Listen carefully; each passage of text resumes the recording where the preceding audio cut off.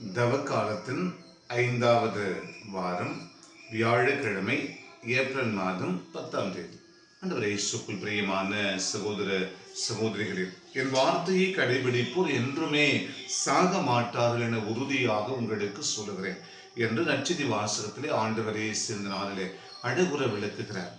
ஆனால் இந்த யூதர்களோ அவரிடம் பல்வேறு விதமான வாக்குவாதங்கள், எதிர்மறையான விமர்சனங்களை தொடுத்து கொடுத்து கொண்டே இருக்கிறார்கள். ஆபிரகாமை விட நீ பெரியவனோ என்றெல்லாம் கேள்வியை கேட்டுக் கொண்டிருக்கிறார்கள். முதல் வாசகம் ஆபிரகாம் நம்பிக்கையின் தந்தை என்பதை இறைவன் உறுதிப்படுத்துகிறார். உன்னுடன் நான் செய்து கொள்ளும் உடன்படிக்கை இதுவே, எண்ணற்ற நாடுகளுக்கு நீ தந்தை ஆவாய் என்று அந்த வாக்குறுதிகளை ஆபிரகாமுக்கு தந்தையாம் இறைவன் தருகிறார். இறைவனுடைய வார்த்தைகளை நாம் ஒவ்வொரு நாளும் கேட்டு ஆபிரகாமை போல நம்பிக்கையின் மக்களாக வாழ்ந்திட வரம் கேட்போம், அன்றாடுவோம். அன்றி உருவான இறைவா, நாங்களும் உம்முடைய வார்த்தையின் மீது நம்பிக்கை கொண்டு மகிழ்வுடன் வாழ அருள் தாரும்.